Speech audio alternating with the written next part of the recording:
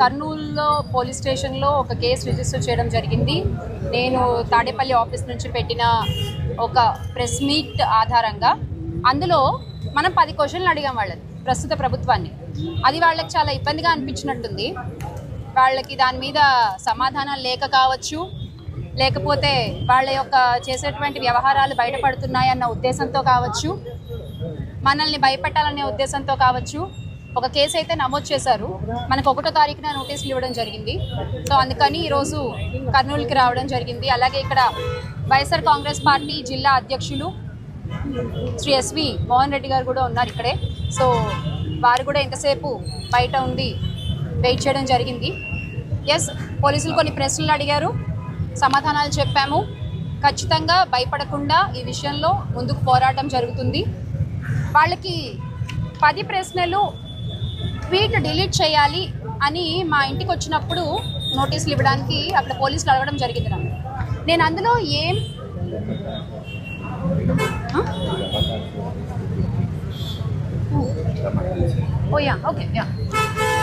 So వాళ్ళు మా ఇంటికి వచ్చినప్పుడు ఆ ట్వీట్ డిలీట్ చేయాలి అనే ఒక విషయం వాళ్ళు నాకు మెన్షన్ చేయడం జరిగింది. నేను ఆ ట్వీట్ చదువుతాను ఇప్పుడు మీ ముందు. ఇందులో ఏమన్నా తప్పు మాట్లాడానో లేదా మీరే ఆలోచించుకోండి, ఎందుకంటే ఇవి చాలా ఫేర్ క్వశ్చన్స్ మనం గవర్నమెంట్కి అడిగినవి. ఇది మన తాడేపల్లి వైఎస్ఆర్ కాంగ్రెస్ పార్టీ ఆఫీస్లో పెట్టిన ప్రెస్ మీట్లో ఒక భాగం. ఇది కర్నూలు బస్ ప్రమాదానికి సంబంధించి దీనికి రాష్ట్ర ప్రభుత్వం సమాధానం ఏమైనా చెప్పగలరా? బూతులు ఏమైనా ఉన్నాయన్న ఇందులో? ఏం లేవు కదా. మద్యం విచ్చలవిడిగా అమ్మడం వల్లే ఈ ప్రమాదం జరగలేదా? మీ విచ్చలవిడి విక్రయాల వల్ల హైవేల్లో మద్యం అమ్మడం వల్ల ఈ ప్రమాదం జరగలేదా? ఇది రాష్ట్ర ప్రభుత్వం బాధ్యత రాహిత్యం కాదా? క్వశ్చన్ చేస్తున్నాం మనం. సమాధానాలు ఉంటే చెప్పొచ్చు వాళ్ళు. అవి చెప్పకుండా కేసులు పెడుతున్నారు. హైవేకు అత్యంత సమీపంలో మద్యం షాపులను ఎందుకు నిర్వహిస్తున్నారు? 7 గంటలకు 8 గంటల 45 నిమిషాలకు శివశంకర్ అనే వ్యక్తి లిక్కర్ తాగారని చెప్తున్నారు. ఆ సమయంలో తాగితే తెల్లవారుజామున 3 గంటలకు బస్ ప్రమాదం జరిగింది. ప్రభుత్వ వాదన పేలవంగా ఉందా లేదా? ఈ పాయింట్లో ఆ 2 సార్లు షాప్లో లిక్కర్ కొన్న తర్వాత మళ్ళీ మరో చోట లిక్కర్ కొన్నారు. ఆ మత్తు వల్ల తన ప్రమాదానికి గురవడం, దీనివల్లే బస్ ప్రమాదం జరగడం వాస్తవం కాదా? లక్ష్మీపురం బెల్ట్ షాప్ నిర్వహిస్తున్న మాట వాస్తవం కాదా? లక్ష్మీపురంలో ఉన్నది 1 కాదు 2 కాదు, ఏకంగా 3 బెల్ట్ షాప్లు అన్నది నిజం కాదా? రాష్ట్రంలో ముల్కల్ చెరువులో నకిలీ మద్యం ఘటన బయటపడిన తర్వాత QR కోడ్ తీసుకొచ్చారు. కానీ మీరు విడుదల చేసిన QR కోడ్లో వీడియోలో QR కోడ్ చెకింగ్ చేస్తున్నట్టు ఎక్కడా లేదు. మీరు ఊరికే ఆర్డర్స్ ఇస్తారు, పాటించారా?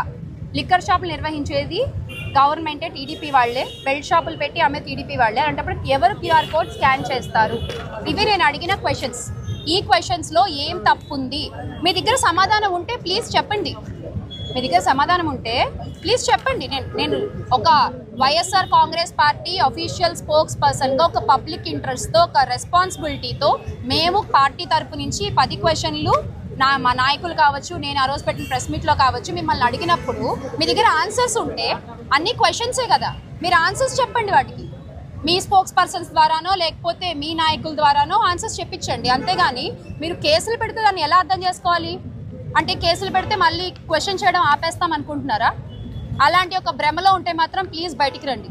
మీరు ఎన్ని కేసులు పెట్టుకున్నా, ఎన్నిసార్లు మమ్మల్ని అటు ఇటు విచారణలకు అంటూ తిప్పినా, చివరికి తప్పుడు సాక్ష్యాలతో మీరు ఎంత దూరం వెళ్ళినా కూడా మా పోరాటం అయితే ఆగదు. ఖచ్చితంగా వైఎస్ఆర్ కాంగ్రెస్ పార్టీ నాయకులు కానీ, మా పార్టీ సభ్యులు కానీ, మా అందరికీ కూడా స్ఫూర్తి, అబద్ధపు కేసుల మీద ఎలా పోరాడాలి అనే స్ఫూర్తి మాకు మా అధినేత వైఎస్ జగన్మోహన్ రెడ్డి గారే.